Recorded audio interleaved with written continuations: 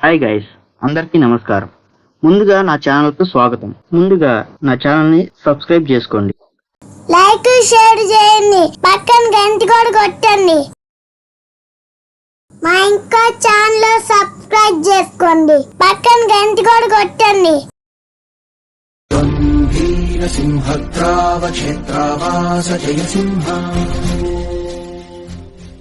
Hi guys, అందరికీ నమస్కారం. ఎంతో విశిష్టత కలిగినటువంటి శ్రీ మంగళగిరి లక్ష్మీ నరసింహస్వామి వారి కళ్యాణ మహోత్సవానికి సర్వం సిద్ధం అవుతున్నాయి. బ్రహ్మోత్సవాల్లో అతి ముఖ్యమైనటువంటిది స్వామివారి దివ్య రథోత్సవం. ఈ దివ్య రథోత్సవాన్ని చూడటానికి 2 కళ్ళు చాలవు. ఎంతో విశిష్టత కలిగినటువంటి స్వామివారి దివ్య రథానికి మరమ్మత్తు పనులు కొమ్మూరి శ్రీనివాసరావు మేస్త్రి గారి చేతి మీదుగా జరుగుతున్నవి.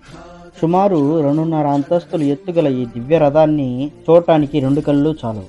ఈ రథయాత్ర జరిగేటప్పుడు 2 అంతస్తుల భవనం కదిలి వస్తున్నట్టుగానే ఉంటుంది.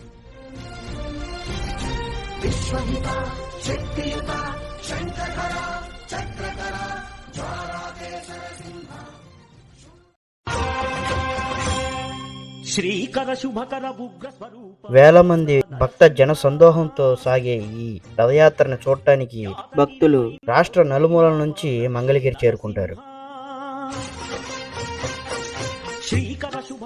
ఎంతో విశాలమైన చక్రాలు, 2 అంతస్తులు గల భారీ ఎత్తుతో కదిలే ఈ రథయాత్ర చూడటానికి శోభాయమానంగా ఉంటుంది.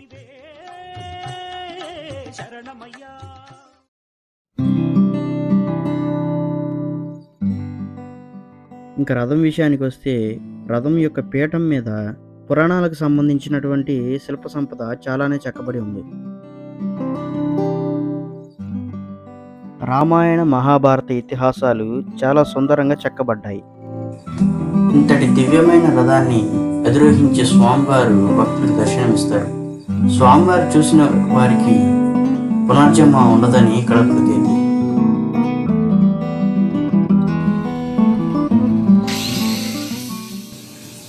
రథం యొక్క మరమ్మత్తు పనులను చేస్తున్న కొమ్మూరి శ్రీనివాసరావు మేస్త్రి గారు. ఈ యొక్క దేవాలయాల పనులు వారికి తరతరాలుగా వస్తున్న ఆచారమని ఆయన తెలిపారు. ఆయన తర్వాత తరాలకు కూడా ఈ ఆచారాన్ని అందించాలని చెప్పేసి ఆయన కోరుకుంటున్నారు. ఆయన తర్వాత ఈ యొక్క రథం రిపేరింగ్ సెక్షన్ కానీ, చప్పాల సెక్షన్ కానీ అతని కుమారుడైనటువంటి కొమ్మూరి పవన్ కుమార్ చేయాలని ఆయన కోరుకుంటున్నారు. ఇంతటి దివ్య రథానికి ఏ మరమ్మతులు చేశారనేది శ్రీనివాసరావు మేస్త్రి గారి మాటల్లోనే మనం తెలుసుకుందాం. మీ పేరు చెప్పండి. కొమ్మూరి శ్రీనివాస్. ఈ పెద్ద రథానికి ఇంకా ఏమేమి రిపేర్ చేశారు? రథానికి పైనుంచి కిందకి చైన్లు వస్తుంది, చైన్లు టైట్ చేయడం, బోల్ట్ ఎక్కడెక్కడ గ్యాప్స్ ఏమన్నా వస్తే ఆ గ్యాప్స్ దగ్గర చెక్కలు అయిపోవడం, ఎక్కడ ఊడిపోయినవి ఉంటే ఆ పగిలిపోయిన తీసేసి అదే ప్లేస్లో కొత్త మొత్తం మైనస్ ఎక్కడెక్కడ ఏమేమి కదులుతుంది అని చూసుకోవాలి. ఇంకా ఈ రథం కాకుండా ఇంకెక్కడెక్కడ చేస్తారండి మీరు? ఈ రథం కాకుండా గుంటూరు జిల్లాలో 10 రథాలు చేసుకుంటాం. పలుకులూరు ఒకటి రథం చేస్తాం, గుంటూరు జిల్లా తెనాలిలో. చెమడమూడి రథం రిపేరింగ్ అండ్ చొప్పాలు వేస్తాం. పిడుగురాళ్ళకి చొప్పాలు వేస్తాం. జనవరి 2 సంవత్సరం దానికి రథోత్సవానికి చొప్పాలు వేస్తాం. ఇంకా గుంటూరు ఆరోగ్య ఆ గుడికి కూడా రిపేరింగ్ అండ్ చొప్పాలు వేయడం చేస్తాం. మన మంగళగిరి శివాలయం గాలిగోపురం, ఆ గాలిగోపురానికి అలుపులు చేశాను.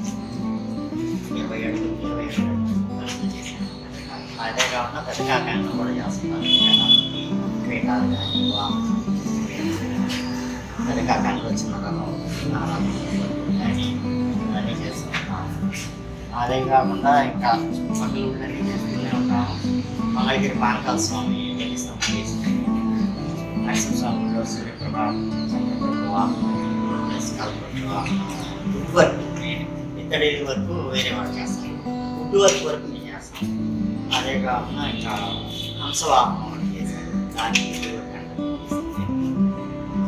నరసింహలో ఎప్పుడు శాతం నేనే చేసింది. పాత వాహనాలు ఉన్నాయి, అవి కాకుండా నేను చేసినవి లేటెస్ట్గా ఉన్నాయి వాహనాలు. ఇతరత్ర జిల్లాల్లో ఏ జిల్లాలో చేస్తారండి మీరు రథాలు? ఇంకా వైజాగ్లో ఒక చోట చేశానండి. వైడా కాలేజీ అండి వైజాగ్లో. కాలేజీలో వెంకటేశ్వర దాన్ని పూజిస్తాము. హుజూర్ నగర్ తెలంగాణ. హుజూర్ నగర్లో మట్టపల్లి ఎల్లేరులో ఆ మూడు వెంకటేశ్వర ఆ వెంకటేశ్వర స్వామి వాహనాలు గుంటూరు నుంచి జనాలు వెళ్ళే దారిలో నారాయణ నుంచి అక్కడ అమ్మవారికి ఒక రథం తయారు చేశారు. ఈ చాలా రథాల్లో 4 చక్రాలు ఉండటం ఉంటుంది. ఇక్కడ ఈ మంగళగిరి పెద్ద రథం వచ్చేటప్పటికి 6 చక్రాలు ఉండటానికి దాని విశేషం ఏంటి? 6 చక్రాలు ఈ మంగళగిరే కాదండి, ఆగిరిపల్లిలో కూడా 6 చక్రాలు. అది కూడా ఇరుసులు మార్చేసి చక్రాలు అవే పాతయ్యే వాటికే ఐరన్ ఇరుసులు వేసి దాని వరకు కూడా చేసాము. దానికి 6 చక్రాలు ఉంటాయి. ఈ 6 చక్రాలు అనేది ఎందుకు పెట్టారంటే పూర్వం సిమెంట్ రోడ్లు కాదు, మట్టి రోడ్లు గుంటలు ఉంటాయి.